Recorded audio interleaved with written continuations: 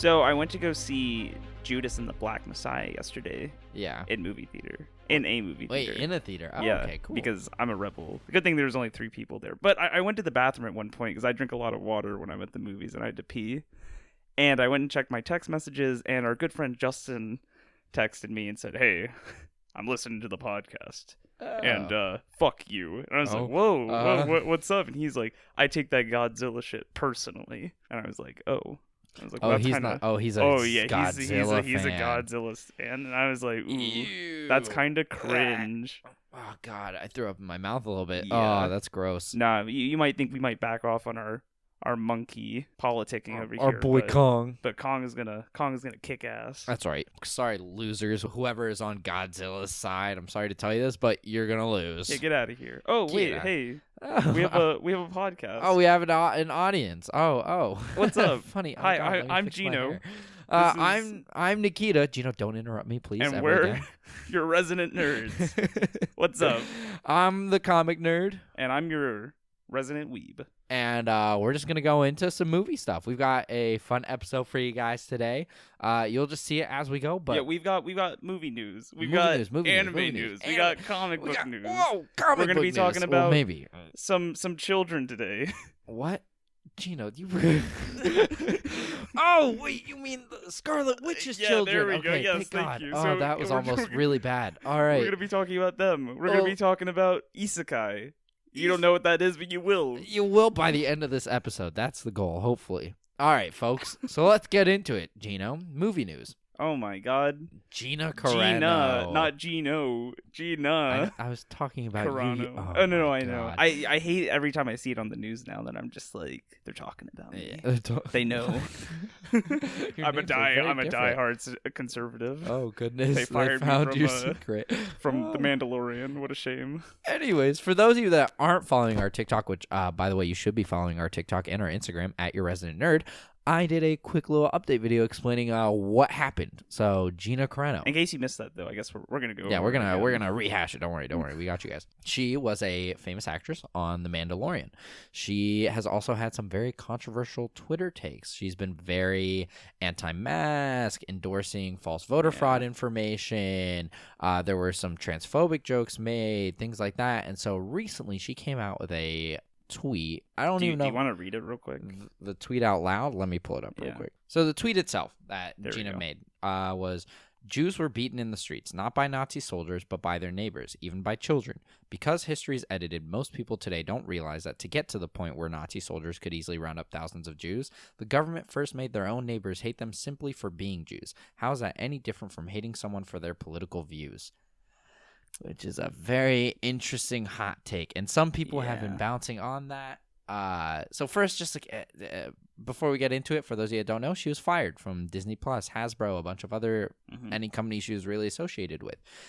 And she will not. She also was supposed to have a spin-off TV show of her own, which is no longer in production. Yeah, I saw that. I mean, that was based off of her character from The Mandalorian. Yeah, correct? Exactly. And so no longer happening. She's been let go.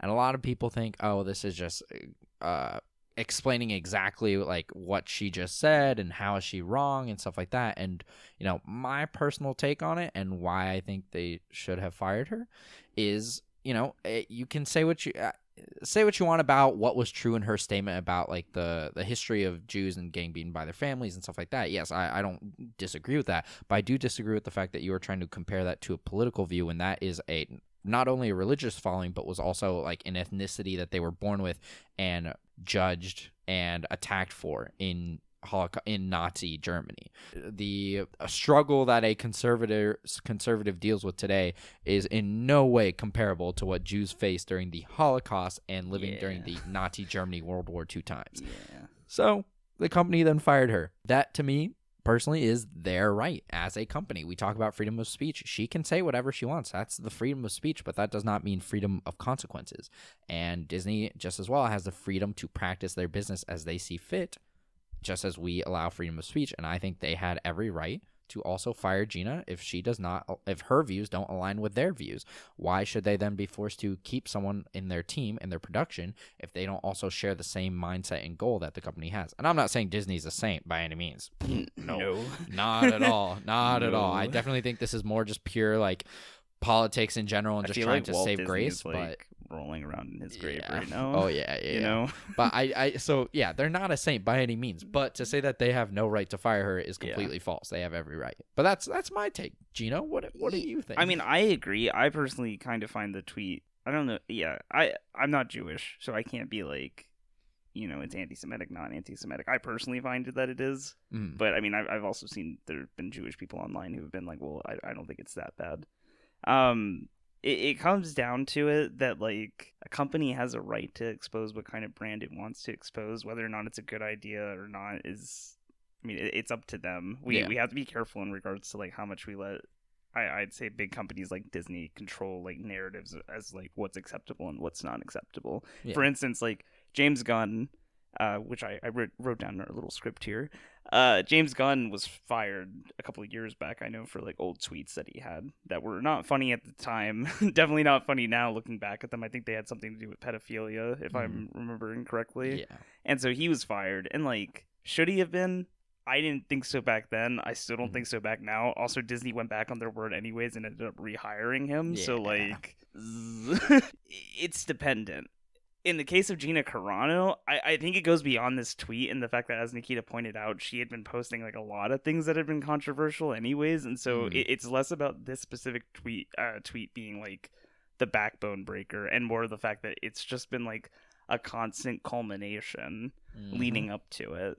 Yeah. That's my take. As soon as the tweet, like, fire Gina Carano, became, like, pretty big, it was over at that point. What's Disney gonna do? Like, you're keeping on an unpopular person, and that's that. Yeah, like, it's definitely was something culminating, and apparently Disney has been waiting for a chance to fire her after her last backlash. So I don't, at this point, like, they've apparently spoken with her before and told her, like, hey, you gotta draw this back. There wasn't any warning. Like, don't get it twisted. I don't mind in this case, but it just makes me nervous generally. I think, in regards to, like, how much companies just kind of listen to this, like, really quick flash, like, like, fire her, get her out. Like, what if she had only posted this tweet, for example, right, and they had still done the same thing? Like, I don't know at that point. I think it's interesting. One of the popular Twitch streamers that me and Nikita follow is a political commentator, Hassan, was in his latest stream a couple of days ago. He talked about this, and, like, for instance, he was totally against it, her being fired he was under the ruse that, like, this is a normal conservative take to compare, like, the kind of discrimination against conservatives, like, as, like, a kind of Holocaust, like, thing. Yeah. Which, again, I think is ludicrous. I think most people think is ludicrous, but it's a normal talking point for the right. So, like,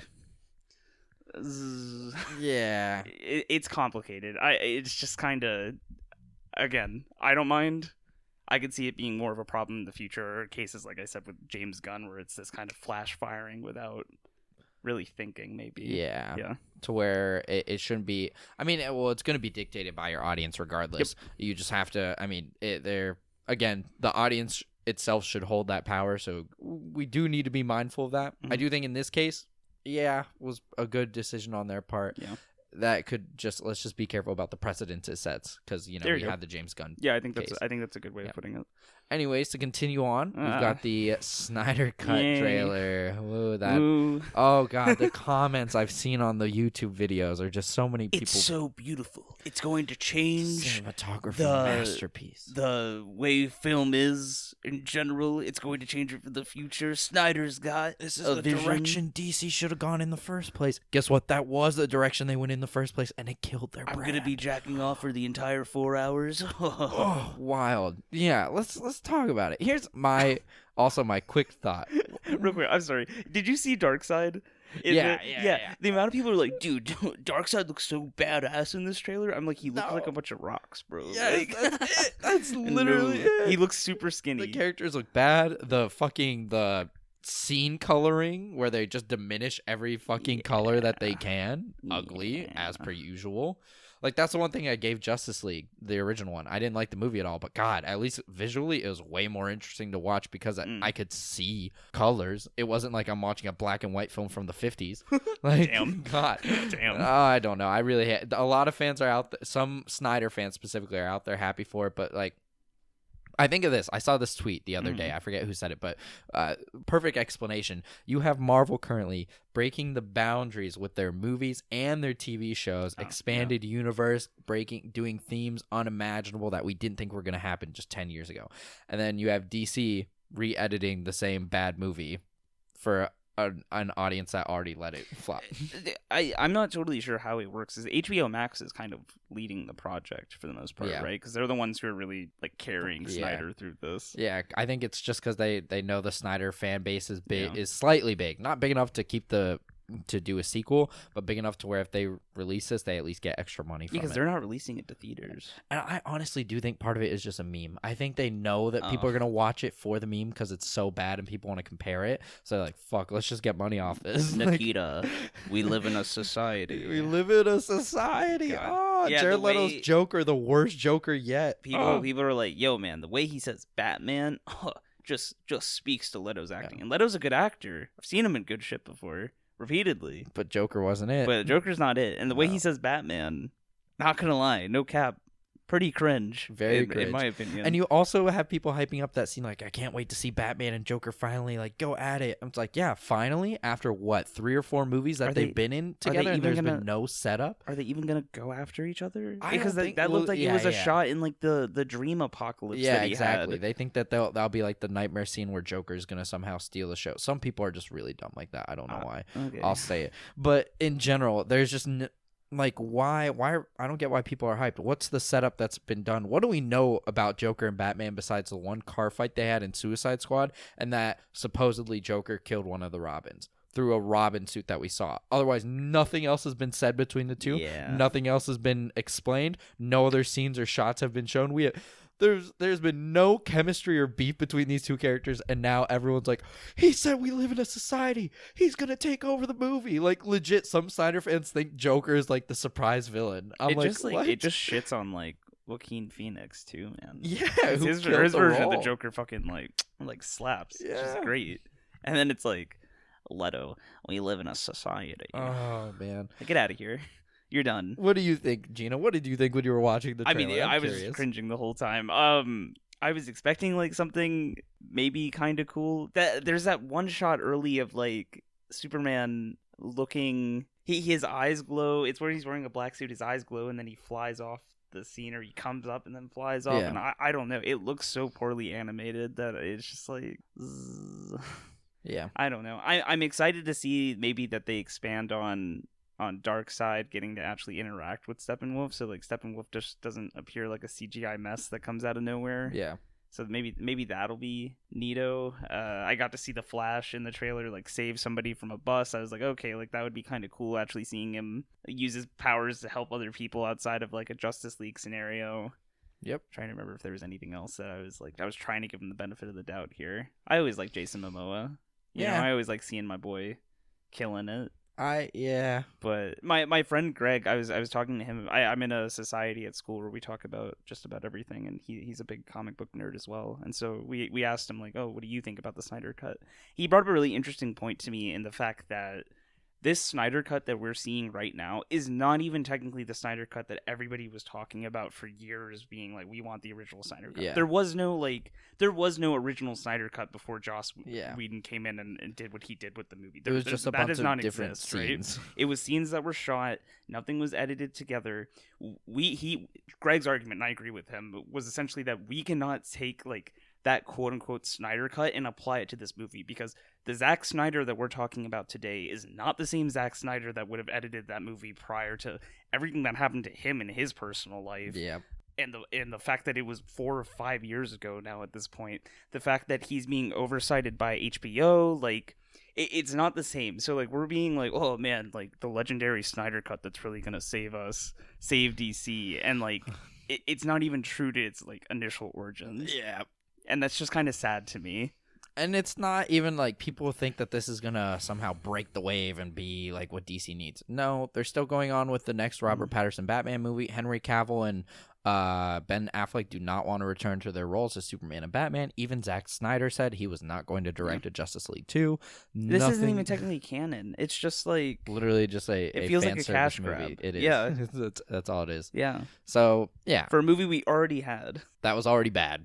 critically bad. already And it just looks like pretty his- terrible. every issue people had with the original movie just seems to be multiplied by 10 in these trailers. I could be wrong, But Green Lantern's gonna be there or something. Maybe. No. Darkseid, Great Goodness Decide. Dude, again, Darkseid pisses me Joker. off, man. Like I remember one just seeing him looks just bad. walking into frame, and I was like, not saying Darkseid has to be like a big hulking, like huge figure, but he should be. And not even that, Granny Goodness as well. Some people are mentioning it, comic fans are. Granny Goodness is meant to look theatrical and almost clown-like, colorful, because she's like trying to appeal to the kids of Apocalypse, and then she tortures them, yada yada. That's her backstory. But anyways, she's meant to look like colorful and theatrical, and then you have her just wearing like a bronze gray suit in this, and it's like, God, this is just We really so like ugly. monotone colors. Yeah, fucking yeah.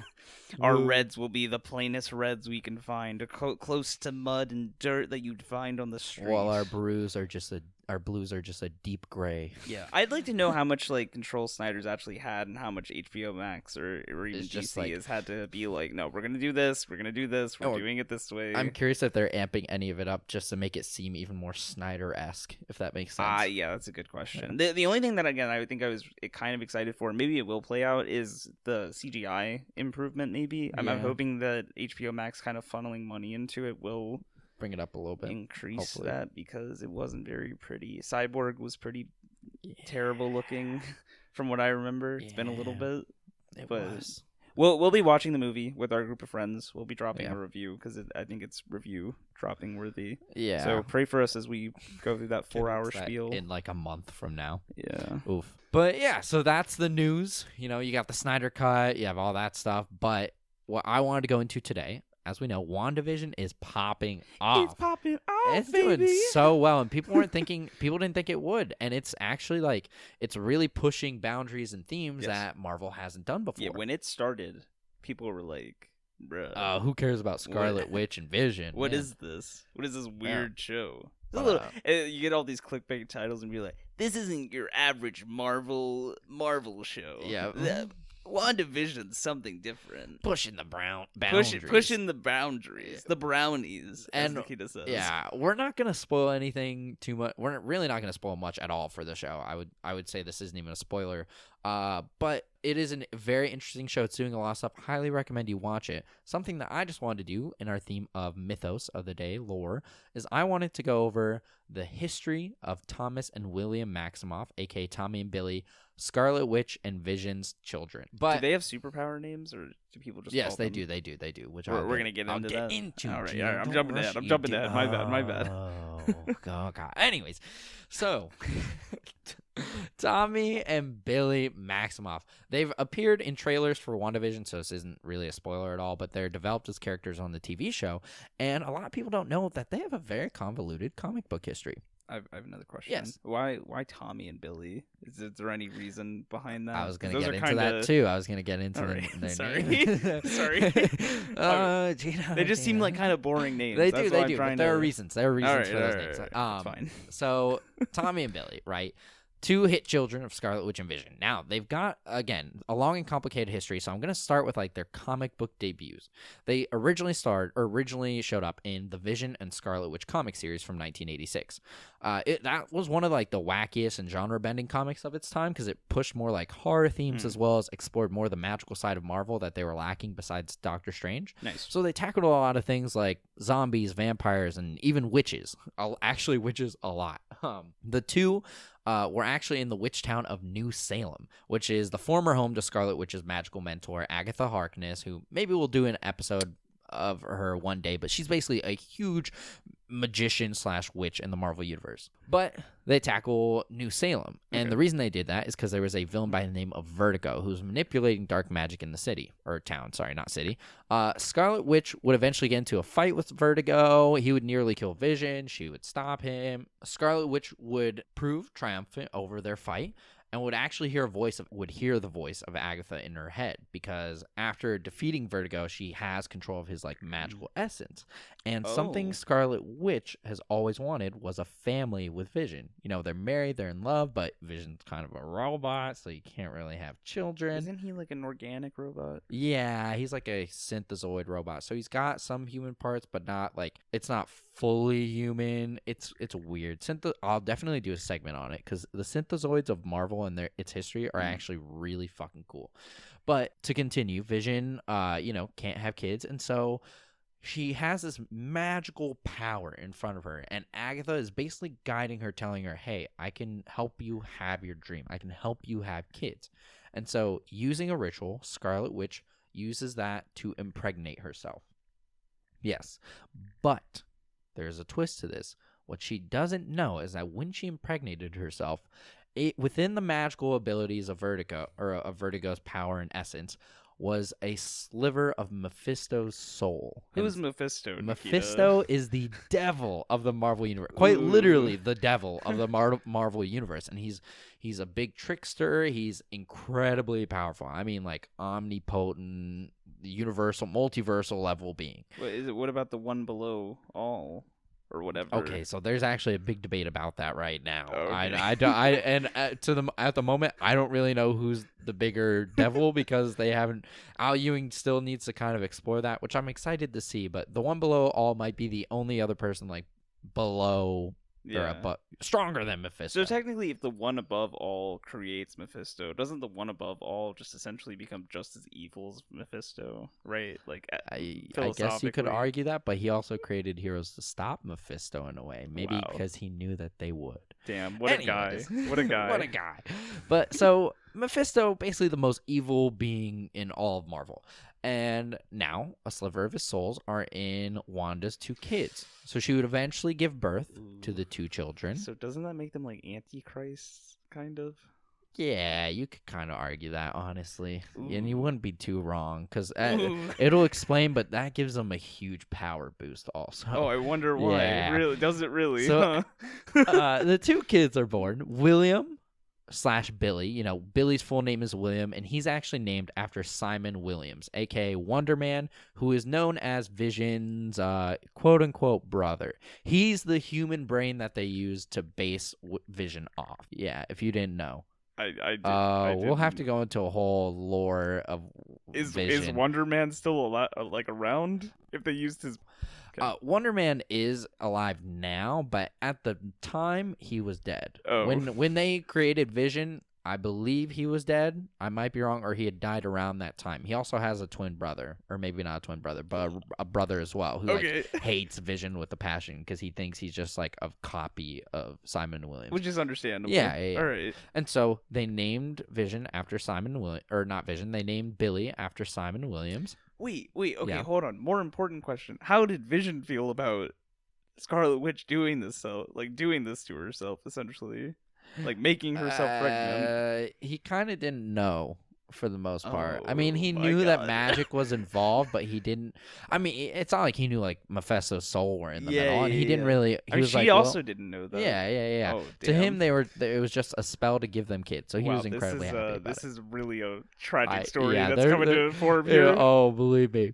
And so, Thomas, you've got Tommy. He's actually named after Phineas Thomas Horton, who's the robot, or not the robot. He's the creator of the original Human Torch, the very first synthezoid human robot in Marvel. The World War II one. Yes, the World War II Gotcha. one. The World War II. For those of you that don't know, there are two different Human Torches. The very original one was a robot created by Phineas Thomas Horton that we just said. He fought with Cap. And yes, back in the day.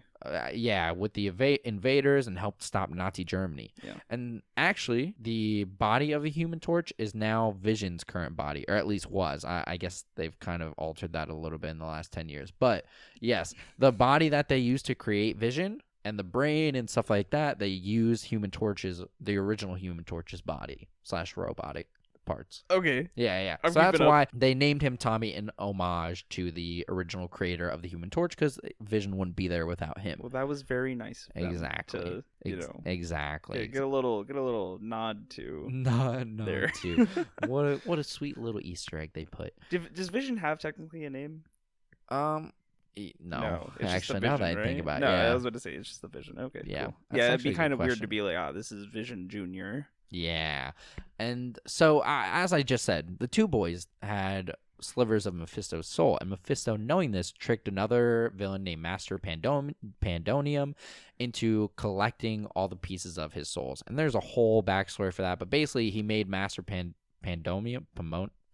Is it pandemonium? Pandemonium. There we go. I was like, is that the word he's shooting Pandemonium. for? Pandemonium. He tricked Master Pandemonium into thinking he didn't have his soul anymore, and so said, "Hey, these kids have your soul. Go and collect them for me." Essentially. Okay. So he would, and Mephisto would eventually try to recreate himself in his full form, gathering all the pieces of his soul together. Jesus. And to stop this, Agatha Harkness and the Avengers stopped the ritual, which essentially killed the boys in the process. Ooh. And Wanda was not happy about that, as you can tell. Yeah, I mean, and so, wasn't that what caused House of M? Yes and no. Oh. It led into what would eventually create House of M. Gotcha. But this still happened in like the 80s and 90s. There we go. And so what led into House of M was Agatha didn't want Wanda to go crazy or feel the sorrow anymore, so she basically wiped her memory of the kids. Yes. Oh, yes, no. yes.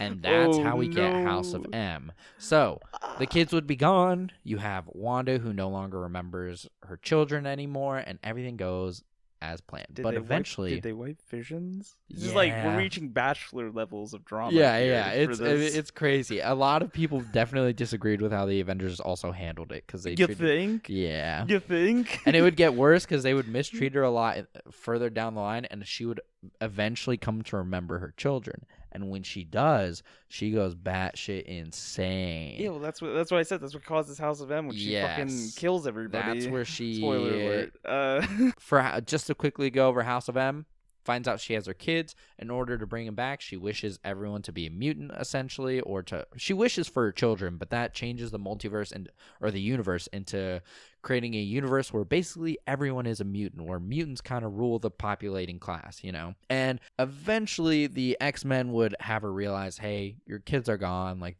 this isn't real. This is all just a figment of your imagination. You're hallucinating all this. Please fix it. And so in her anger, she claims no more mutants, and that erases basically millions of mutants from it. Well, it erases the mutant gene from millions of mutants, leaving only 200 real mutants. So that was a big thing. She kind of did like a pseudo genocide. Yeah, essentially. Yeah. And she's actually very much heavily blamed for that even now still in the X-Men comics. It just amuses me that was her command. Yeah, No more mutants more mutants. Instead of let's go back to normal. Yeah, were they the problems? Well, she blamed her father Magneto for Yeah. like lying to her as well and stuff like that, and Charles Xavier. Yeah, so maybe it's the Avengers' fault though. Am I crazy for thinking that? No, okay. No.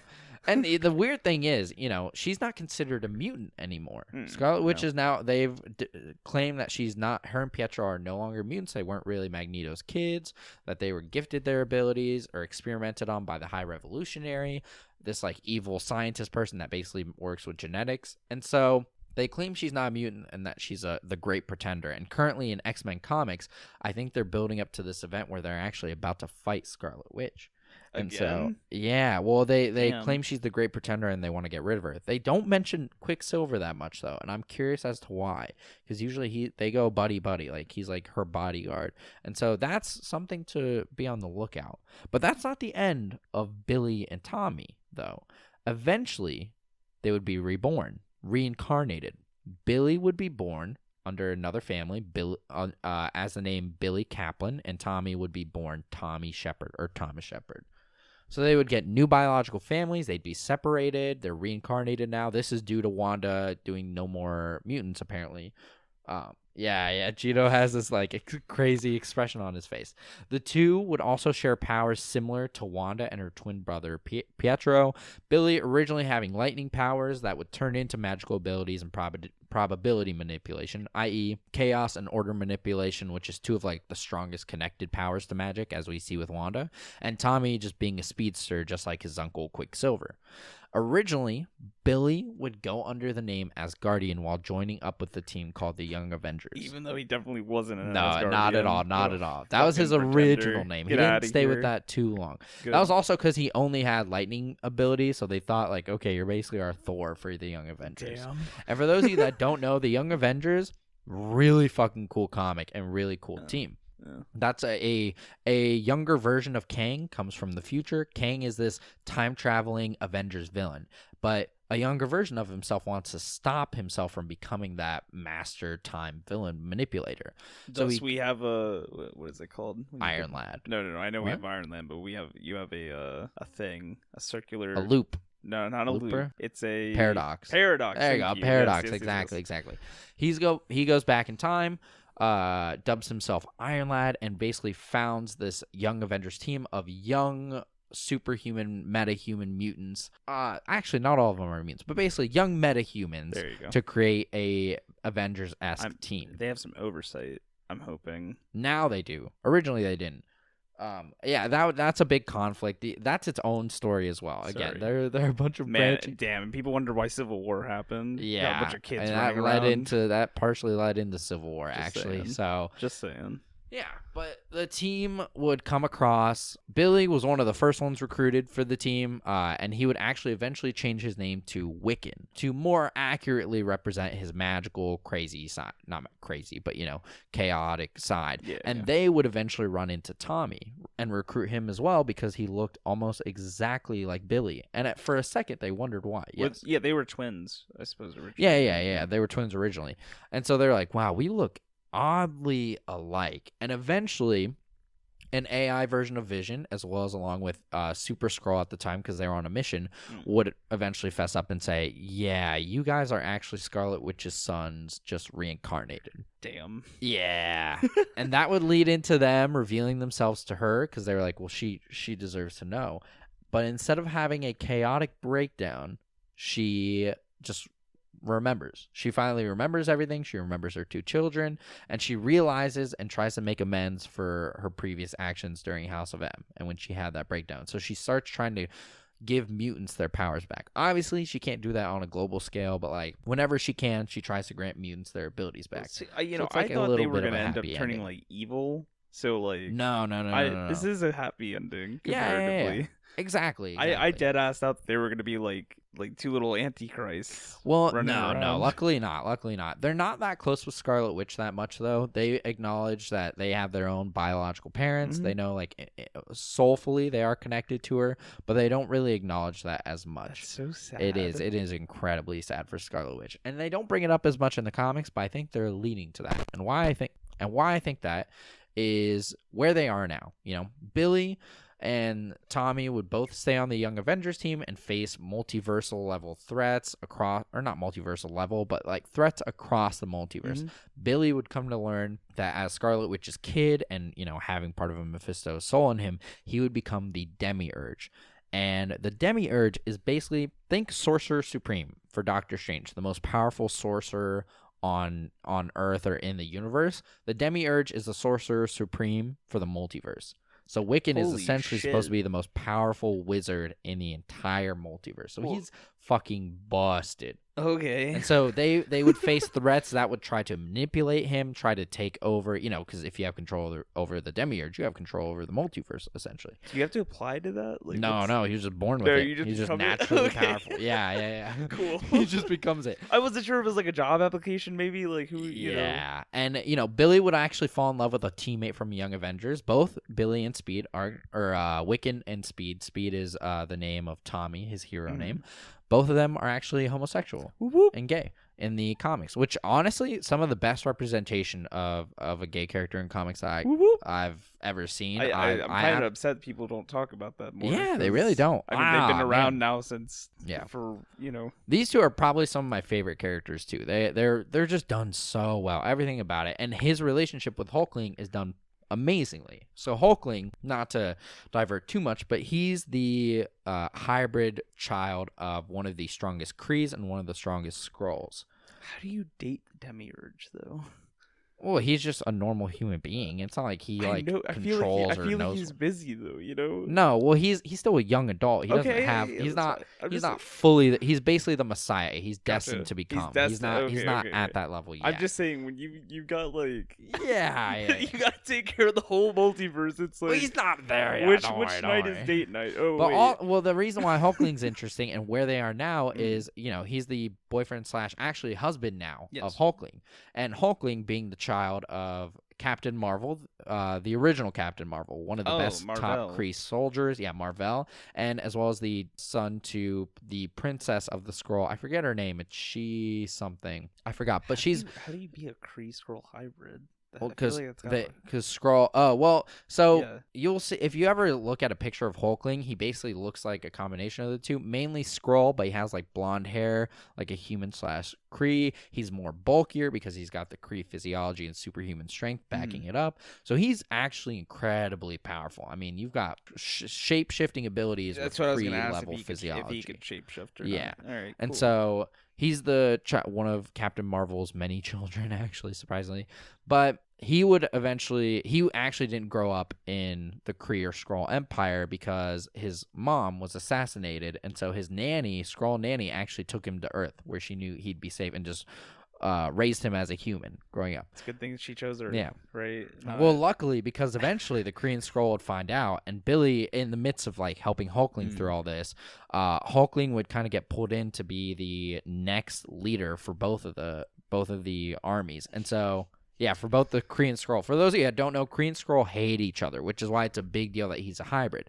They've been at war for hundreds of years, and they're two of the biggest cosmic empires in Marvel. Especially between Marvel and Skrull. Yeah, princess. he's literally like they're the peak versions of a Korean Skrull, and he's their child. Like, yeah. So they want him. Both sides wanted him to lead their cause. So they said, "You'll spend a year in both of our empires, and from there you'll decide who you want to be with." But instead, he chooses to stay on Earth, but would eventually leave Earth and combine both the empires, claiming, "Listen, I'm a product of Kree and Skrull allegiance. Let me show you what we can be if we work together." And so they would create this. It was a huge event called Empire that just happened this year. But they would basically create one of the biggest cosmic empires ever. And so now he's the king, and Wiccan is like his co-king / like head of magic for his entire empire. He's called they call him the magistrate or master magician. And the demiurge. And the demiurge, yeah. So, so that's where Billy is now. Speed, on the other hand, he's not as focused, unfortunately, which is so sad. I was going to ask if Speed's kind of like... He's literally just Quicksilver, and it's so... Damn. I mean, not exactly. Their characters are totally different, and Speed is honestly, to me, a cooler Quicksilver. I just wish they boosted his abilities. Like, this could be the time that they make their own Flash, essentially. That's their what I was huge, gonna say. crazy speedster they character. Fucked over Quicksilver in that regard. one of them. Yeah, I mean, like, the Scarlet Witch has always been, like, way more powerful than Quicksilver, for example, right? Like, everybody knows that. But, like, goddamn. But imagine you gave a speedster actual faster than light abilities, time traveling, stuff like that. I just can't believe they made Wiccan like, "Wiccan, you're the demiurge. Congratulations, you're gonna be in charge of the multiverse one day." Speed, you can run. You can run kind of fast, like. Yeah, so he's not used as often. However, he is still being used at the moment with the new X-Men Krakoa group. He actually works as a member of X Factor, so they find other deceased mutants so that they can confirm that they're deceased and then resurrect them. That's a whole thing. I definitely want to do an X-Men mythos episode, That's update soon. Yeah, there's a lot. There's a lot to the X-Men mythos. Maybe just explain Krakoa, but basically that's their own little mutant nation right now. So he's on there quite frequently because him and his brother are still technically mutants because they were born with powers. So it's weird because again in the X-Men comics they talked about. Because I mean Scarlet Witch isn't a mutant though. They've claimed, and so on the island. They regularly call Scarlet Witch the Great Pretender, so it makes me think, does Speed have any thought about this? Or if they're about to fight Scarlet Witch, are they going to bring Wiccan and Speed into this? Because Wiccan is still in the Sword comics, not yet as of at the moment, but some future covers show that Wiccan and Hulkling will probably be in the Sword comic, which is like the... in the TV show, Sword basically replaces S.H.I.E.L.D., but in the comics, Sword is basically the space version of S.H.I.E.L.D., and the X-Men now have control of it. And so I see them hopefully bringing Speed and Wiccan in a little bit more, and then facing Scarlet Witch in some way, and hopefully they reveal that Scarlet Witch and Quicksilver are actually mutants or something, I would hope. But I want to see the three interact again. So that's where they all are right now. Wiccan is off helping lead the space empire. Just Speed casual, is a detective on Krakoa, and Scarlet Witch is Actually, no one really knows where Scarlet Witch is. She kind of shows up in the Doctor Strange comics every now and then as a teacher for the Strange Academy, but that's about it.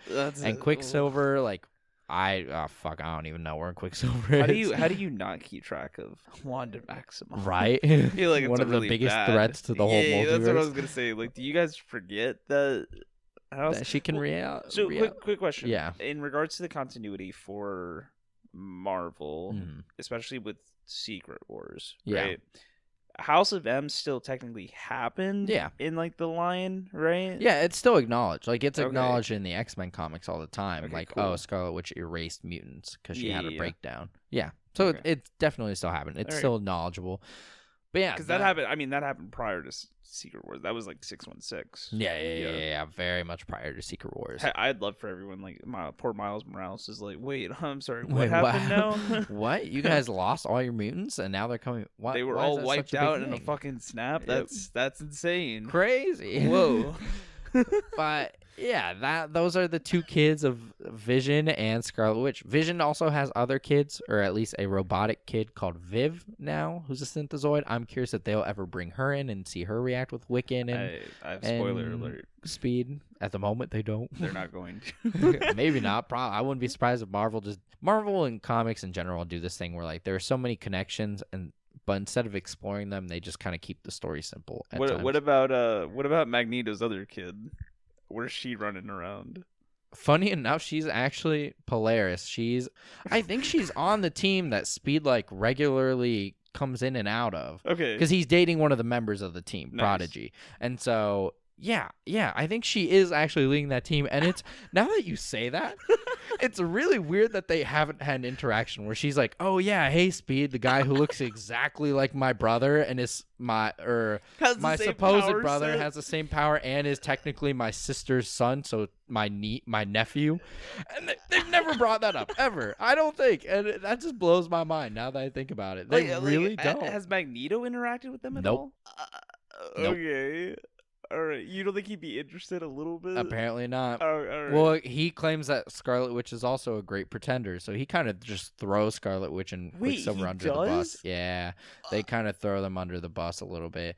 I think it's a charade. I really do think Magneto is just doing it as a charade until, like, the Quiet Council eventually faces it, and then I think he's actually going to turn tail and support Scarlet Witch and Quicksilver. Hopefully, again, they'll bring in Speed because he's literally working with Polaris, Magneto's other daughter. I'm so confused. Like, I'm confused. That's what I'm saying. Marvel is missing a golden opportunity. Hopefully, with WandaVision, they'll realize the kids are a hit, because they are a hit right now. They are. And they will explore their characters more often. They seem to be doing that. They seem to do that a lot with Wiccan, and I think them bringing in Speed into the X-Men was for a reason. So hopefully, we can just hope and see. But that is the history of Billy and Tommy Maximoff. Go watch WandaVision. Yeah, it's actually really We're good. definitely sponsored by Disney Plus. Woo. Hi, do you like Legally, Disney we have movies? to say they don't sponsor us, but Do you like Disney movies? I do. Do you like plus over subtraction? Well, I'm sure, of course you do. That's crazy.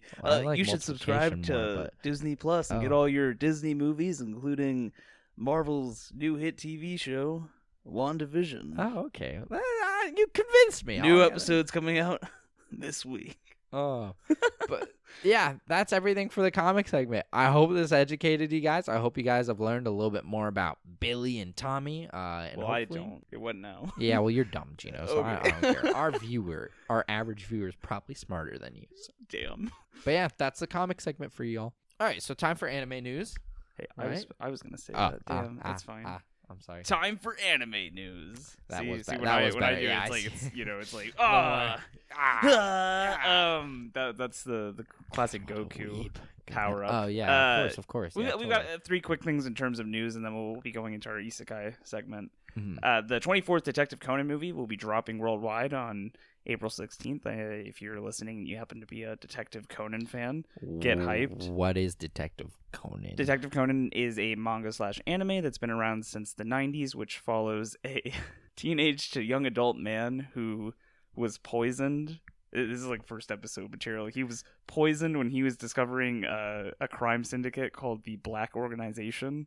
Oh. Which you might be like, damn, he got poisoned on the first episode. That's Yeah. kind of rough. Well, no, because the poison turned him into a child, essentially.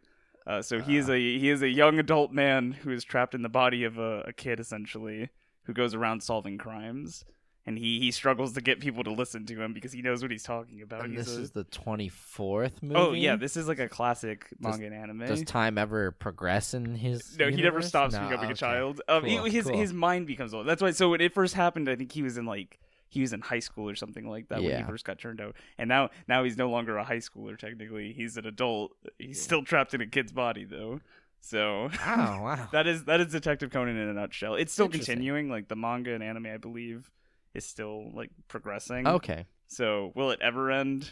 Maybe. I Will don't he know. ever have a normal body again? Yeah, when I was looking we'll up find news, out. that was like one of the things that came up was like, does Detective Conan ever end? And it's like, well, no, not really. Okay. So, but there, like I said, there's a little fan base out there for people who like Detective Conan. There was a Lupin the Third and Detective Conan crossover. Oh, Fun that would fact. make sense. Yeah. That actually, Yeah. that actually sounds So, pretty cool. It's called the Scarlet Bullet. Yeah. They go. It has something to do with like the Tokyo Games, like there being some kind of organization that's gonna fuck up the Olympic Games that were supposed to happen. Is it but a obviously movie or didn't. is it a movie? Oh, it's a movie. Yeah. When did it come out? It hasn't come out yet. Oh, April it's being 16th. made? Look, No, listen. no, I thought you were talking about the What? Lupin crossover. No, Gino. no. I thought you were this talking movie. about. Okay. No, the Lupin okay. crossover. I don't know what that one's about. I haven't seen the movie yet. They do something zany, I'm sure. Oh, of course. Considering it's Lupin the Third. Yep. The Demon Slayer 2 season 2. Well, that was The fucked up. Demon Slayer The 2 Demon season Slayer 2? Yeah. season 2 trailer Okay. dropped. Teaser, because they didn't give us a date. We just Yeah, know it's yeah. coming, which was kind of expected. Yeah, but yeah. I Go mean, how look up huge the movie teaser. was. It's fun. If you've read the manga, you'll get hyped. I need to. I read it all Oh, because I'm a loser. is the manga really ahead right now? It's or not? over. Oh, Manga's it's over. over. Yeah, Oh. it finished. How many seasons do you think they'll get out of it? That's a good question. There's a lot of arcs. Not a lot of arcs. It's pretty And the short. first season didn't cover a lot. I'm guessing. I wouldn't Oh, say okay. so. I Dang. wouldn't All say- right. It's not going to be that long. I'd say it's probably going to be around like a little bit less than the first Naruto. Interesting. So in the 200s maybe. Yeah. It could be shorter. Huh. Depends on if they add filler. It'd be weird if they added filler. 'Cause Yeah. the manga's done. Done. They don't need to. Yeah. Interesting. So, Okay. go check it out. It looks cool. Of course it's going to be cool. I still haven't seen the movie yet. I really want to. I'm debating whether or not to just see it somewhere or wait until it comes out to theaters here. Is it on anywhere, like online, like legally? That's a good question. Okay. Crunchyroll might have it. Oh, okay. They might have it. That's a very strong might. I would hope because it's not in theaters anymore because they shut down their theaters. in Correct. Japan, You so- can't go to Japan anymore and be like, oh, I want to see the Demon Slayer Yeah. movie. So, Hmm. in regards to other places to see it, that's a good question. Yeah, I yeah, wouldn't yeah. know. Yeah, we wouldn't know. We're good law-abiding citizens here at this podcast. The Thank you, next great folks. thing that I actually thought was interesting is Netflix is starting a scholarship program for Japanese students, and when I say students, I mean like 18 to 25-year-olds, Yeah. students of animation, to go to the WIT Academy, which is run by WIT Studios. They Yeah. do in-between animation, so that's like animation in general is usually you draw frames and then Mhm. you have to do the in-between frames to connect them. Yeah. Usually the busy work with like hand-drawn and even digital animation comes with that hand-between stuff, right? Yeah. Because you draw out your normal ones, but then you have to have the connecting Yeah. visuals. Essentially, though, they are looking for 10 people that they will be paying the full tuition for to go to WIT Academy, which I want to say was like around 600,000 yen, Yeah. which is like, it's not that much money. Dependent. I don't have Yeah. 600,000 yen to spend, but they're paying their like cost of living, they're paying their tuition to go to this place, and so immediately after their 6-month course of working with WIT Studios, which has done things ranging from Attack on Titan to the Pokemon movies to a lot of things. They have a lot of Yeah. big titles. If you go and look up their entire list, it's huge. Yeah. After they're done with their 6-month stay, though, they'll be going to work directly for Netflix on their original projects moving forward. So it is a combination of like internship with full-time job to come after it. Yeah. So it's a pretty great deal, I'd say. I was going to say that's incredibly smart on Netflix. Incredibly smart because then you have future animators that have experience, that worked in one of the best animation studios out there. And now you have them working for you and you've paid them full time. It's a good story. I don't know how the total Win-win. contract works necessarily. Yeah. Like I wonder it's how many years interesting they'd have to work. how many years they would have to be pulled into Netflix. Mm. The idea I think is to hope is that once you're on Netflix, so that if everything's running well which I'm hoping Netflix is treating its animators well. Cough, Yeah. cough, you better be, or I'm coming after you. Boom.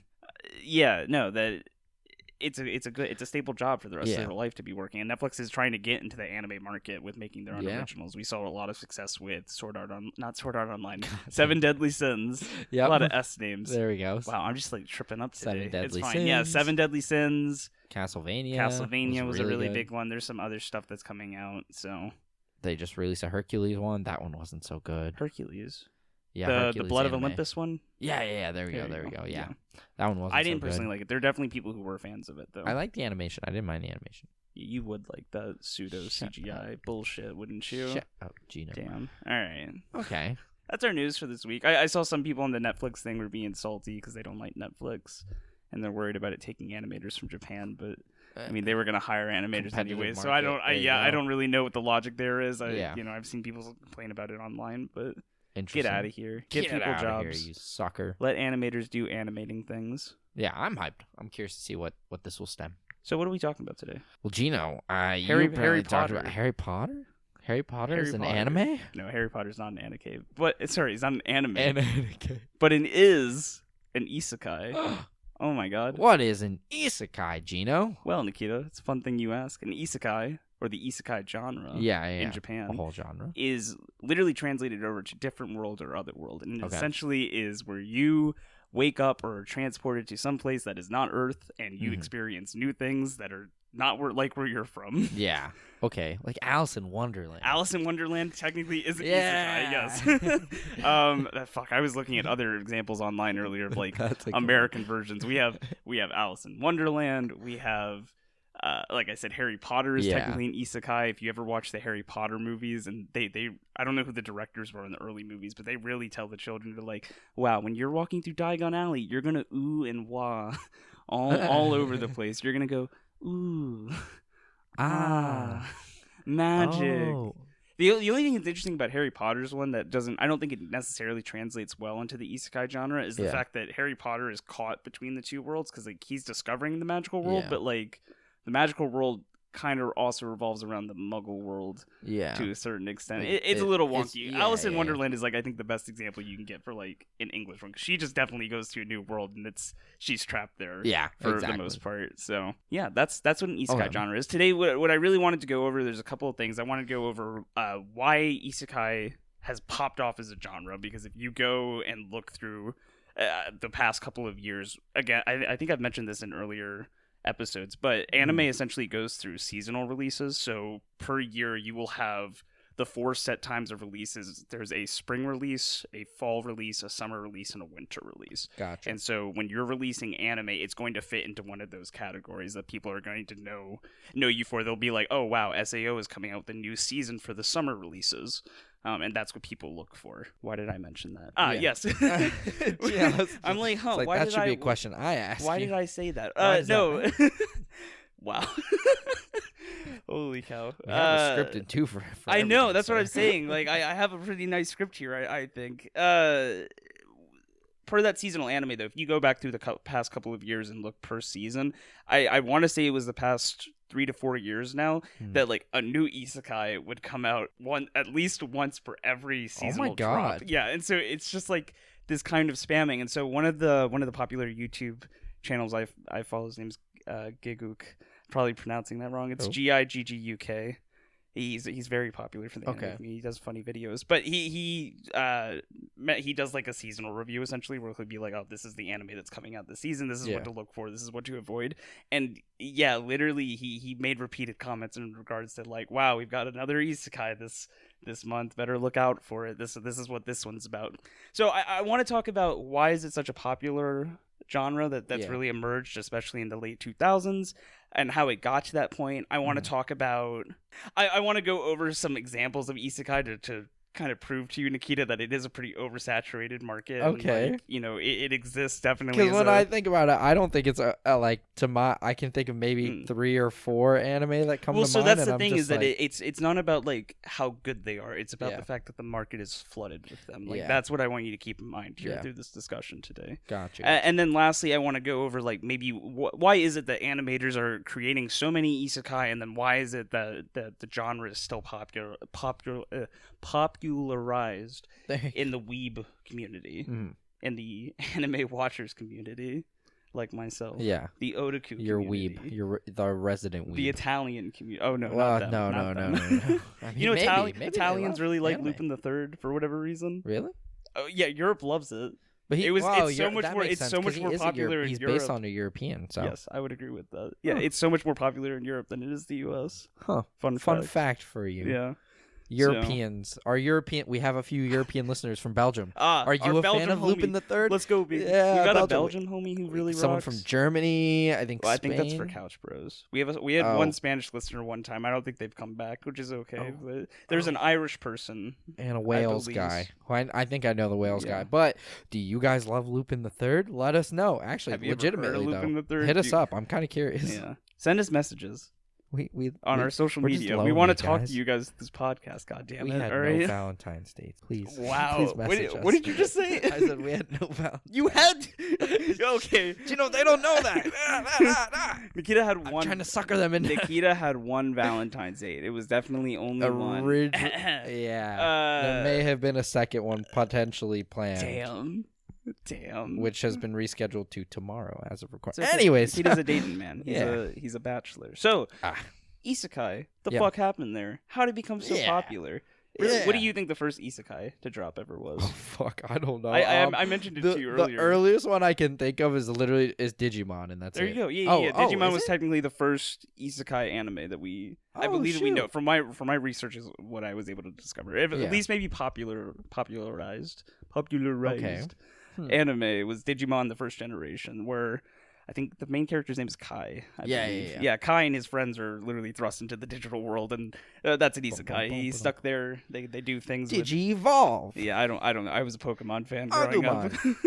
Now I'm Greymon. You like Digimon? Oh, right? I loved Digimon growing up. I loved it. I still watch they have like a new series that's kind of coming out right now. They come out with Digimon's still like producing things. Well, they come out with series, but their series have been I would say progressively getting a little worse if I'm being honest. But they came out with a not retelling, sequel to the original series that's currently coming out, and that's been really cool. They've been releasing movies and stuff too, right? Yeah. I was gonna say, and I believe the anime. I mean, you know, I don't know about the story of Digimon, but I from what I've seen from animated perspective, I'd say it's pretty really high tier. So that's good. If you like Digimon, or you did like Digimon, try to find some of the new stuff. Again, there's a sequel to the original series, so if you love the original series, maybe not the rest, go from there, and then maybe dip your toes everywhere. Yeah. So Isekai back in the day started with Digimon the first generation, though we didn't really have what we would call the Isekai genre back then. To then it's just a story of jumping into another world. Mm-hmm. Well, as I said, much with like Western literature, media, whatever you want to call it, we don't really have that kind of terminology for when a character would be emerging into like a new world that they're unknown of. We don't have a genre for that. Right? So the same thing when we're talking about this, there was no isekai genre to really throw around for Digimon. Yeah. The next big example that I could find that we really see is the movie Spirited Away by Studio Ghibli, in which the main character again is thrust into a kind of like spirit world afterlife where they have to try to escape and save their parents, but it's that same kind of feeling of trying to figure out what's going on and like learning more about the world around you. Yeah, that's isekai in a nutshell. Gotcha. Still popular, very popular. That was the movie that we were talking about a couple of episodes ago in regards to getting triumphed by Demon Slayer. Demon Slayer, being beaten out in the box office in Japan. Finally. And it took what, like 14 years? It took 2001 is when it dropped. Oh shit, so, 20 years almost. So it held that position for quite a long time. Studio Ghibli's really popular, so that's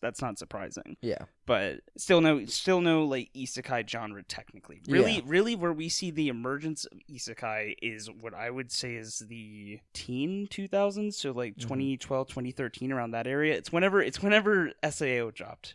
Which, if you don't know what SAO is, it's Sword Art Online, which is a story about the Black Swordsman Kirito, which a bunch of gamers around the world learn about a new VR technology video game that they're super excited for. It's the Nerve Gear. It plugs you in, and like all your senses are completely in, and you feel like you're in this new place. Problem VR to the max. Yeah, the problem is that they all do it, and then they can't leave. Yeah. they're forced into this situation, and if they die, they die in real life. Yeah, the Nerve Gear fries their brain. And so this was technically like the first popular isekai in which we see someone being thrust into a new world. They have to learn more about that new world, and they are literally unable to escape it, or they are in the process of trying to learn how to escape it. It's kind of the early steps of what I would say would become the norm for isekai. Yeah. And a lot of these isekai that would revolve around the SAO period, so other animes such as Log Horizon and Overlord. Yeah, it is Overlord. Yeah, so you have Sword Art Online, which is followed shortly by a popular anime called Log Horizon, which is even farther into the transition that kind of happens between Sword Art Online, Log Horizon, and Overlord, which I see as the type of bridge into the isekai we have today, is that it goes from VR video game like world, like Digimon, essentially, where you're stuck in like a digital plane, to like literally being set into some new fantastical like separate plane of existence kind of feeling. So Log Horizon, for example, these characters weren't plugged into like virtual reality. I believe they were actually thrust into the real world of that game. Okay, gotcha. So they woke up one day and they were actually in there. Log Horizon, they would go in as the characters in this world or whatever. They would actually like emerge there. It wasn't that they were getting caught in like a machine. They were just being sent to that world. Overlord took it one step further, that the main character was sent there alone. Yeah. And not only as he wasn't even playing as himself anymore, he was literally playing as like a demon lord, essentially, where he was converted into that, and that's who he became.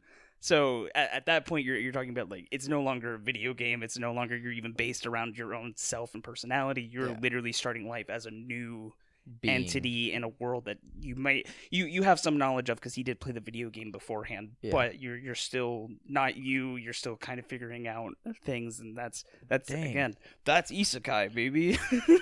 So what constitutes as an isekai? Like, because you were saying Harry Potter does, Digimon does. Is there do there have to be certain things in order to be considered an isekai beyond just you showing up in a new world, or is that basically it? Because with Digimon, it's like you're mainly based in the real world, but they travel to this digital world essentially to or kind of like. Let's take Code Lyoko for an example. That's a good cartoon that I grew up on that some people might have watched. Basically, it's these people that go into a computer program / video game type thing, but they actually go into that world and fight for it. But it's mainly based in the human world. And then what you're talking about with like the other animes you mentioned, it seems like it's almost the most of the focus is on that new world as opposed to their current world. It is primarily on the focus of like that discoverability of a new world. In some cases, it's kind of iffy because it's like with these earlier versions that I'm citing, for example, with Overlord and Log Horizon specifically, and even Sword Art Online, they all have knowledge of the video game world. So like that's why I said like baby steps into the kind of isekai that we see today, because in most of the isekai we see today, they have no clue about the new world. They are put in unseen circumstances that they don't know. So when I call Harry Potter an isekai, it's because Harry Potter knew nothing about the wizarding world. He had to discover things. We get that classic ooh ah effect as he's learning about new aspects of Diagon Alley, of magic, Hogwarts. Yes, that's it. That's what we got. Would Code Lyoko count as an isekai? Code Lyoko, I don't know. I tried watching Code Lyoko again. I want to say it was last semester actually, because we found that it was on Hulu Plus. I want to say it was on Netflix. It was on Netflix, perhaps. It was one of the streaming services that we were watching on. And so me and my two friends got drunk, and we were like, "Oh my god, let's watch Code Lyoko." They never explain anything in that show. No, they don't. And I tried to go and look online for like explanations. There is nothing out there. And so I don't know if I can say it's an isekai, only because they seem to know quite a bit about the virtual reality they're dealing with. So like to them it just seems like a norm. That's what I think really marks the isekai, is that you have to be set out of a norm situation. Right? So it has to be a story that's not set in our normal plane Yeah. of everyday life. Okay. Death Note would never be an isekai because it's set on Earth. Yeah, And it's set up on principles that we kind of know. There's an object that's introduced to change the world we know, but that's it. Yeah. That's not an isekai. And Naruto and Dragon Ball wouldn't be called an isekai because they're already that is in their that reality. world. Yeah, that's reality. They know everything about it. Yeah. So okay. Yeah. Cool. One of the other things I wanted to really quickly note that I made there's a really cool distinction, especially with Spirited Away, that the isekai genre was already kind of set up in Japanese folklore to a certain extent because this idea of the spirit world is so prevalent in a lot of their old like tales and stories. Yeah. So for instance, in Spirited Away, the idea of going into a new world is set in the spirit world is set by the main character and her family crossing a river and being stuck there and trapped there. That's a classic Japanese theme. That happens quite a bit. One of my favorite Japanese horror movies, Uketsu, literally starts with a rich nobleman who essentially does the same thing and finds himself in a ghost world, unable to escape. Kind of like an isekai almost, except he didn't know there was a difference between the reality and where he was set. But there's stretches of arguments that you can make to fit into what is and what is not an isekai genre. Yeah. There's ones that definitely seem more like on the nose, and there are some that you could make a debate to, like that kind of aspect. That's what we love about art and literature. It's all debatable. It's all subjective. All debatable. All subjective. Except for Snyder Cut. That's objectively bad. Cut. We can't debate for that. It's gonna be terrible. Okay, so other question then. Where did the term isekai come from? So you said the word isekai itself means different place, right? Yeah, I don't know where it came from. I think it's. Okay. I think it's. I want to say it's kind of internet terminology. Was that ever something like how do they use that word, I guess, in Japanese culture? Like, do they use it to explain like myths and lore, like, oh, this is an isekai story? No, that's why I said I believe it's more of a popularized like modern term that came about, and it only happened after the success of things like SAO, Log Horizon, and Overlord. That is when that terminology, I believe, started being used more. I could be wrong, not Japanese. Yeah. So if anybody has more information about that, we'd love to know. So, yeah. From my research, that's what I've seen so far, at least. All right. I wanted to read off some titles for you. Okay. Before we go on to our next segment, just so you know that I'm not crazy when I say there's a fuck ton of isekai out there. Okay, so Crunchyroll has their isekai listed under the genre Time to Go to Another World. So, if that's not a clue for you, I don't know what is. But let's name off some titles here just to get your general thoughts. I'm just curious what you think. So I'm a spider. So what? Someone turns into a spider. Cool. That time I got reincarnated as a slime. What? Do you know what a slime is? Yeah. In RPGs and stuff? Oh. Like those little blue dot things? Yeah, that's what it's about. What? There you go. Have you heard of ReZero? That one sounds actually so familiar. Pretty popular. That's actually a good pretty popular show. Anime. Yeah. I'm assuming the other two probably not. But the full length story. Well, that time I got reincarnated as slime is pretty popular. Oh shit! Okay. The spider one might be as well. I think that one's newer though. Yeah. Next one though, ReZero, starting life in another world. Cool. I'm about it. Ascendance of a bookworm. Like a bookworm. What? The rising of the shield hero. Okay, that sounds dope. I love shields. In another world with my smartphone. You get sucked into an app. Okay, like Digimon. Awesome. We'll roll with it. Isekai, izakaya, Japanese food fucking from another on world. The nose. If I've ever heard an on the nose title before. Didn't I say to make my abilities average in the next life? Is that an actual title? What the hell? Restaurant to another world. God damn it. That's like Bathtub Time Machine, I feel like. Death March to a parallel world rhapsody. Cool. But again, here we go. High school prodigies. High school prodigies have it easy even in another world. That just sounds like fucking like, are you smarter than a fifth grader? Like, yeah, I think the other one was what happened. The one I was looking at news today, and so another anime was announced to be dropping sometime this next year. Yeah, called when a high grade assassin gets reincarnated as an aristocrat. Like that's an example. Is that the full title? That's the full title. That's not a meme. Why don't they just actually give it a cool name? Well, so I have an explanation as to why this is the way it is. Like Sword Art Online, they didn't say, oh, being thrusted into a video game world and dying if I die in the video game world. Oh, what could it be about? So yeah, you might be a little confused as to why the fuck they're coming up with all these different names. Also, like all these different concepts. Like why is izakaya, Yep. a thing like Japanese food from another world. Like that just seems really specific and on the nose. Yep. So SAO, anime in general, right? Yeah, Let's start off here. Anime in general is usually produced off of another source material. Yeah. It is not usually original. We have unique cases such as my favorite anime, Cowboy Bebop, Yep. which is entirely original. But in a lot of cases, anime is just a essential advertisement for the manga. You want the manga to really be picking up sales, so you make an anime in order to drag more viewership in. So the Berserk manga, for example, the original 1997 Berserk anime literally only follows the first fucking arc of all of Berserk, which is super long right now. Yeah. And the Berserk anime in 1997 was only like 24 episodes And leaves you on a major cliffhanger, and then they never made anything more to it until we have modern Berserk, which nobody likes. No, that's so sad. Bad. A lot of isekai, though, including Sword Art Online, which again started this popular trend, was based off of Japanese light novels, which unlike manga are actually more of like, I kind of struggle to say young adult novels, but that's essentially what they are. They are shorter novels to be read. They're usually about like that thick. Are they still graphic novels? No. They're just novels. They're books essentially. And so they obviously struck a commercial success with SAO. SAO is super fucking popular. Everybody knows it. It's a lot of people's like first initial anime get intos, and then it still has a fan base today that people keep up with it, even though it's not that good. Oh, subtle knock. People are gonna be like Gino, is there any anime you like? Like you just keep listing a lot of ones that you don't like. You shat on that.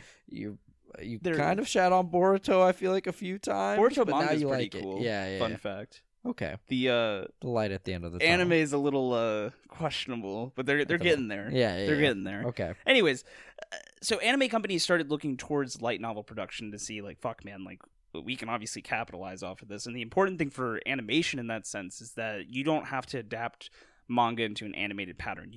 First of all, you have the freedom to kind of do whatever you want. Second of all, you have the content there in terms of like storyboarding. Storyboarding is done. Now you have complete control over what you want to do with the animation. You don't have to base it off of like someone's preconceived notion of the manga. Yeah. Right? Like it doesn't have to match necessarily. So you have a lot more freedom there. What they ended up doing was looking towards websites such as God, I gotta really nail this Japanese here. Shotsetsuka ni Naro. That was pretty good. That right? was actually. I took Japanese. I'm not Japanese, so I don't know if he was right or not. But to an American, impressive. So, which is in English is called "Let's Become a Novelist," which you might assume to be like a fan fiction website. It's a little bit higher quality. It's a self-publishing website. Okay, but it does allow people to read works for free on there. Gotcha.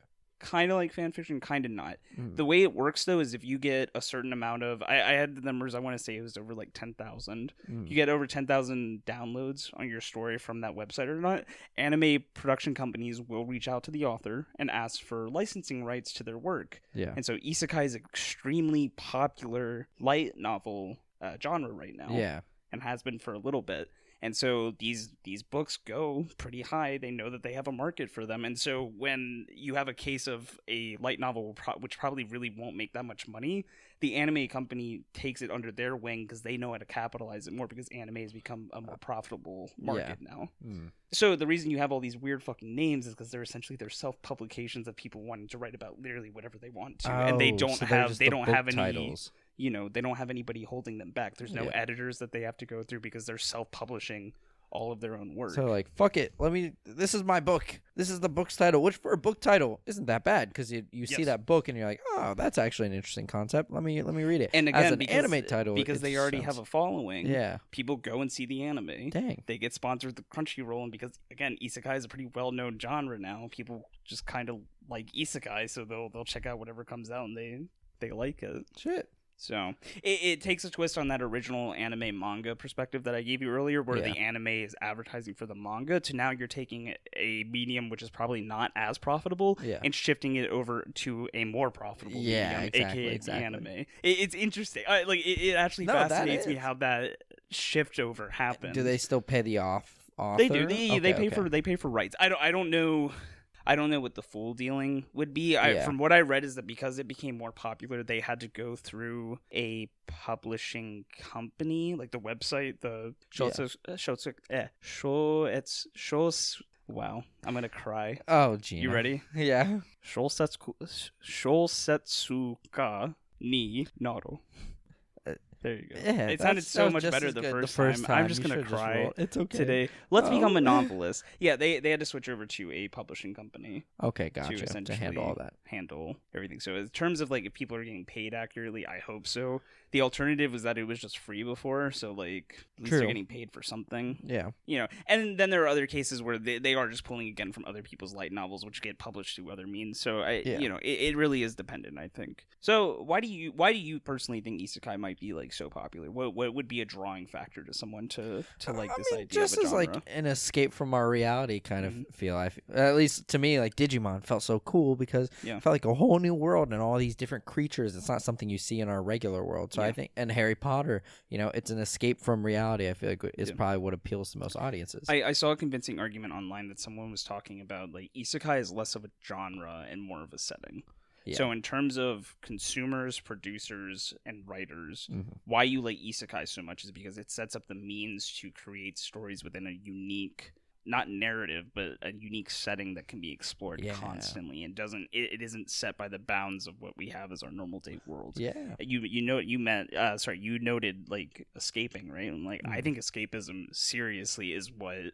I mean, media in itself is already a form of escapism, but escapism I really do think carries the isekai genre. Yeah. The main demographics of people who are getting hit by these shows and light novels are essentially like late teenagers, early adults who are living in more like urbanized areas who get to essentially live out this new life with the character. Yeah. In a world that kind of escapes our more depressing reality, whether that be through politics, economics, civil unrest. Like there's a lot going on right now. So, you know, isekai in itself offers not only a form of escapism into a medium, but also the literal medium we're talking about is a form of escapism from daily life. Yeah. What's interesting furthermore from that is the fact that there are a lot of isekai which tackle these issues of like wanton escapism from the reality we live in, like because some cases people are forced into, so like a lot of isekai, like people die and they wake up in a new world, so it's like I got reincarnated. ReZero, for example, is like a perfect anime in regards to the main character doesn't have a choice in regards to them going to their new world. I don't think they die. I'm trying to remember. That's not a spoiler alert. Go watch ReZero if you get a chance to. The point is, though, is that there's a whole sub-arc, though, in the second season, which literally discusses, like, why you were so happy to adopt to this new world and what kind of person you were before you came to this new world. Literally, like, kind of encapsulating this idea that, like, the way you're living now is literally just trying to escape from your former self. Yeah. Which I think is magnificent, personally. Dang. So, it's popular among the youth, as I said. Yeah, makes sense. Rapid form of escapism. I noted this earlier, but I'll reiterate for the reason that animators love it is the fact that like there's already a story there that they can work with in like numerous different ways. So yeah, that's what we got. That is a general overview of the isekai genre, setting, anime trope, whatever you want to call it. Yeah. That's pretty cool. There's an anime that I like. I forget, or not an anime, a manga that I read that I really want to catch up with. I was just telling Gino about this, but I forget the name. I want to say it's Person or something. If you know the name of the story I'm talking about, please hit us up so I know, so I can follow up with this manga. I had no fucking clue what he was talking about. It was the Shonen Jump story. It was like the very first issue. I bought this like in middle school, I think. And it was the story of this high schooler whose classmates were disappearing, and they were getting these weird telephone booth cards. Like, you know, I guess in Japan they've got telephone booths that accept these cards, like kind of like a Metro card, but for booths. And he was investigating it, and eventually he received a card in, I think, his locker or something like that. But he takes the card and goes to the telephone booth and injects it, and it transports him into this weird apocalyptic fight or flight type world, and it just seemed like such a cool setting. I don't really remember much after that, but if you know what it is, please hit me up, let me know. It was in a Shonen Jump magazine at some point. It was the very first issue. I'm just very curious. That's one story that I do want to continue reading. It's been gnawing at the back of my head since high school. That's the one story. It's been gnawing at the back of my head since high school, Gina. It was interesting going. We have some time, right? We have a little bit of time. Like 3 minutes. We have like 3 minutes. Oh, cool. Let's wrap this up. It was cool going back and looking through, like, because I was having a debate with myself, I believe, about the terms of like how much anime influenced our early cartoons, and so looking back in my memory, I looked at like old Cartoon Network TV shows to see like what kind of things would jog. Do you ever remember the show called Zachary Bell? No. Can you look it up real quick to see I want to make sure I'm actually calling it right. Zach Bell might be its actual name. Zach Bell. That's yeah, I remember. Yeah, Zatch Bell. like Zatch Bell was a manga, but they definitely showed it on Cartoon Network as like an anime, and like it only like took me years later to realize that like wow, like that was like a legitimate anime that they were showing us. It's just kind of cool to think about how much it perpetrated like even like things like Code Lyoko, Avatar: The Last Airbender. Pokemon, I would say Teen Titans even took a huge inspiration from anime. Yeah, like man, Avatar was there. Like, that's why I said for people who who are intimidated and don't like anime, a large portion of our early media, or I can't say art because I'm not going to speak for everybody, but people who are like into Cartoon Network and stuff like that, or into Nickelodeon, a lot of it was influenced by like anime like qualities. So there's definitely like, not only is it cool that manga and anime took such a perspective and hit from the West, but that a reverse order came back and like cycled through back to here essentially. You know, because Dragon Ball Z was popular back in the day. Naruto definitely was when I was a kid. You know. Bakugan. One Piece got the 4Kids dub. Yeah. Gaio. There's a lot. If you like the One Piece rap, hit us up. Shit's fire. God. Oh, bam. Yeah. It's been a good week. We were busy last week, so in case you didn't see us, and when I say last week, I mean like a week ago from the 16th. Yeah, even this week that we're recording it, just geez Louise, it's. Yeah, if you want to keep up with us and everything, follow our social media at Your Resident Nerd for everything. We will have a YouTube up by the time this comes out, so look up Your Resident Nerd on YouTube. Follow us on Instagram to keep up with all of our different links and mediums, and follow us on TikTok to get bonus content and quick little clips and news that we cover.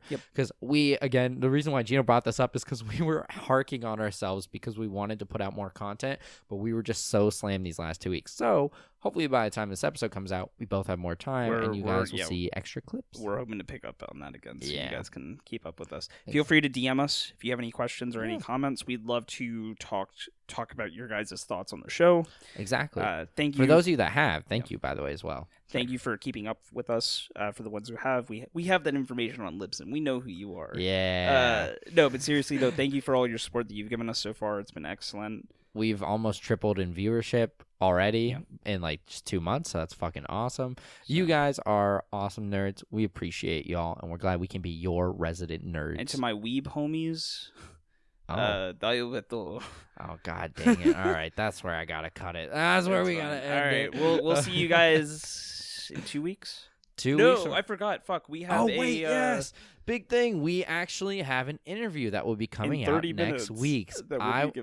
Literally. We're interviewing a comic book writer by the name of Jason Douglas. Very nice guy. Very nice guys. Kept in touch with us, listened to the episode, which is super awesome. But he came out with a comic, or is coming out with a comic called Parallel, which is a really interesting comic. It's an indie comic. It's by itself. It's a short novel, I guess you could say. I'm pretty sure. But if you want more information on that, what that story is about, what we think about it, and who the writer himself is, check out that episode. Check out that interview.